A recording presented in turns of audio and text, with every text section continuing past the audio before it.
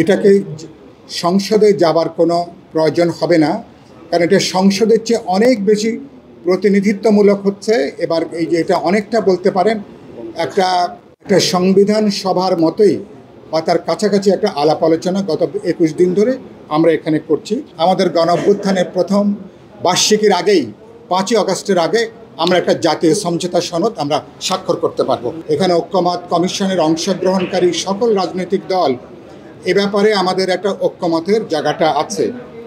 গুরুত্বপূর্ণ যেখানে আলোচনাটা থেকে আছে এই ব্যাপারে প্রধান উপদেষ্টার ব্যাপারে বলেছি যে আমাদের যত নিবন্ধিত রাজনৈতিক দল আছেন সংসদের ভেতরে বা বাইরে, তারা প্রধান উপদেষ্টার নামের ব্যাপারে তারা প্রস্তাব পাঠাতে পারবেন।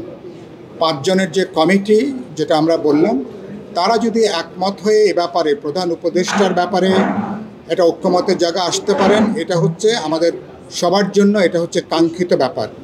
তারা যদি একমত হতে না পারেন, তাহলে এখানে আজকে সমন্বিত একটা প্রস্তাব করা হয়েছে ঐক্যমত কমিশনের দিক থেকে, যে উচ্চ আদালত থেকে, যে উচ্চ আদালতও একটা 3 জন মিলে একটা গঠন প্রক্রিয়ার মধ্য দিয়ে আপিল বিভাগের একজন বিচারপতি এবং আপিল বিভাগের হাইকোর্ট ডিভিশনের আরেকজন বিচারপতির সমন্বয়ে যারা কোনো নামের প্রস্তাব করবেন না, তারা কেবলমাত্র তারা র্যাঙ্ক চয়েসে যাবার ক্ষেত্রে, সিদ্ধান্ত নেবার ক্ষেত্রে তারা একটা ভূমিকা পালন করবেন।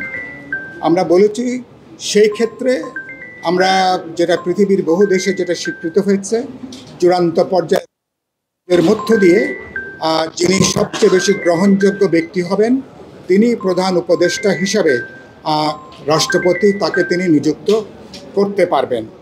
এর বাইরে আপনারা জানেন যে বিএনপি দিক থেকে তারা র্যাঙ্ক চয়েসটাকে এটাকে তারা গ্রহণ করেননি এবং বলেছেন 5 জন তারা যদি সিদ্ধান্তে তারা যদি আসতে না পারেন, সেদিক থেকে তারা বলেছেন এটা নির্বাচিত পার্লামেন্টে যাওয়া, পার্লামেন্টে আলাপ আলোচনা করে 300 জন এমপি আলাপ আলোচনা করে তারা সিদ্ধান্ত গ্রহণ করবেন।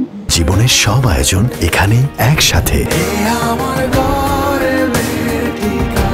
এখানে অধিকাংশ রাজনৈতিক দল যারা আলোচনায় অংশ নিচ্ছেন, আমরা বিপ্লবী ওয়ার্কার্স পার্টি সহ মনে করি ইতিমধ্যে অনেকগুলো গুরুত্বপূর্ণ প্রশ্নে আমরা একমত হয়েছি।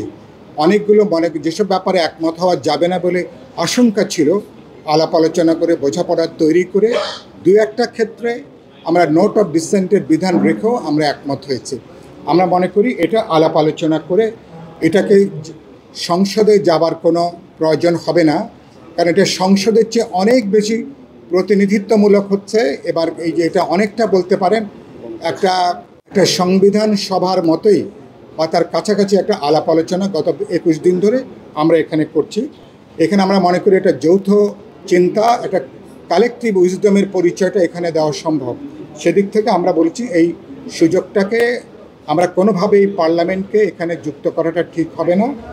আর সর্বশেষ তাদের প্রস্তাবের মধ্যে র্যাঙ্ক চয়েসও যদি যে কোনো কারণে এটাও যদি ব্যর্থ হয়, তাহলে ত্রয়োদশ সংশোধনীতে রাষ্ট্রপতিকে বাইরে রেখে ত্রয়োদশ সংশোধনী ফিরে যাওয়া। আমরা ত্রয়োদশ সংশোধনী যাওয়াটা কোনো প্রয়োজন মনে করি না। আমরা মনে করি যে র্যাঙ্ক চয়েসের মধ্য দিয়ে কোনো না কোনো একজন ব্যক্তিকে, যোগ্য অভিজ্ঞ ব্যক্তিকে সেখানে খুঁজে নেওয়াটা সেখানে সম্ভব। তত্ত্বাবধায়ক সরকার একটা অস্বাভাবিক পরিস্থিতি। রাজনৈতিক দলগুলো এরকম সংস্কৃতি গড়ে তুলতে পারেনি এখনও বাংলাদেশে, যেটা নির্বাচিত রাজনৈতিক দল তার অধীনে নির্বাচনটা হবে। তার মানে আমরা একটা আরও দীর্ঘ সময়ের জন্য একটা তত্ত্বাবধায়ক সরকারের বিধান বাংলাদেশে যুক্ত করার ব্যাপারটা আসছে। যে ব্যাপারগুলো এটা তত্ত্বাবধায়ক সরকার কদিনের জন্য হবে, তাদের প্রস্তাব আছে 90 দিনের জন্য, দৈব দুর্বিপাকে এটা আরও 30 দিন যুক্ত হতে পারে। তার মানে 120 দিনের জন্য। কিছু ভিন্ন প্রস্তাবও আছে যেটা আলোচনার ভেতরে নাই, যেটা আমরা আমাদের দল থেকে মনে করি তত্ত্বাবধায়ক সরকারের জবাবদিহিতার যে প্রশ্নটা, যেটা তো গুরুত্বপূর্ণ।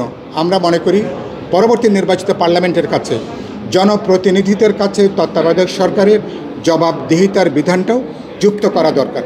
আমি আশা করতে চাই যে আজকে যে আলোচনা হয়েছে, আজকে বিকেলে এ ব্যাপারে আমরা কালেকটিভ উইজডম দেখিয়ে সবাই আলাপ আলোচনা করে এ ব্যাপারে আমরা একটা সিদ্ধান্তের জায়গায় আসতে পারবো।